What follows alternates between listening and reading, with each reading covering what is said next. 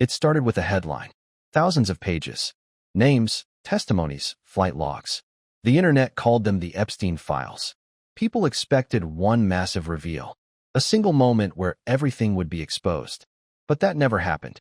Instead, the documents came out slowly, year after year, wave after wave. And that raised a disturbing question. What if the Epstein files weren't released by accident, but on purpose? Jeffrey Epstein was not just a criminal. He was a man connected to presidents, billionaires, royalty, and celebrities. When he was arrested, people believed the truth would finally come out. Every secret, every name, every connection. But when the documents started to appear, something felt controlled. Some names were visible. Some were blacked out.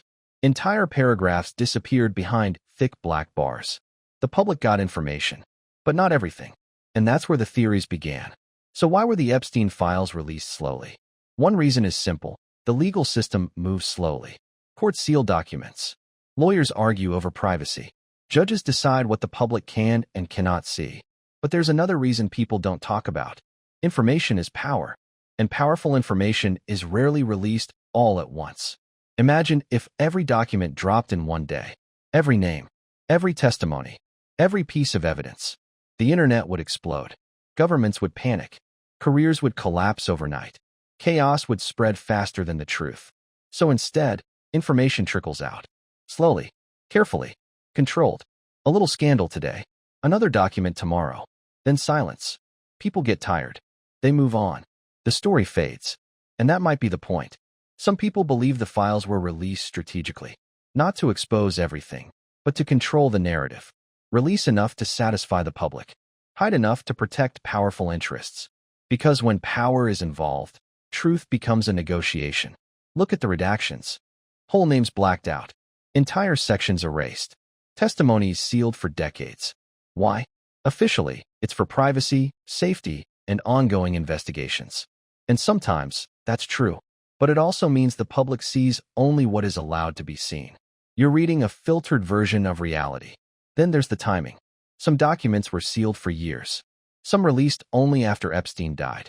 Some still locked away in court archives. If transparency was the goal, why not release everything immediately?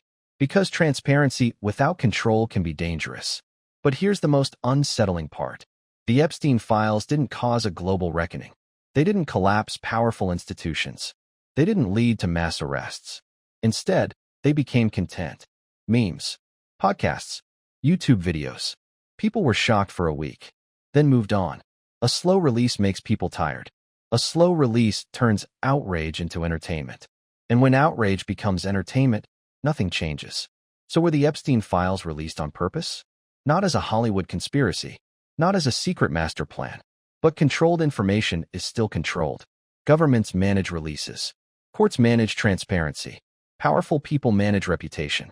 And the public gets a curated version of the truth. There are still documents sealed today. Still names unknown. Still testimonies hidden. Not because the truth doesn't exist, but because truth without control is chaos. And chaos is something power never allows. The Epstein files taught the world something important. Not just about one man, but about how information works. The truth rarely comes out in one explosion. It comes out in whispers, in documents, in redactions. And by the time you realize what happened, the world has already moved on. So next time you hear about a new Epstein document being released, ask yourself one question. Is this everything, or just what you're allowed to see?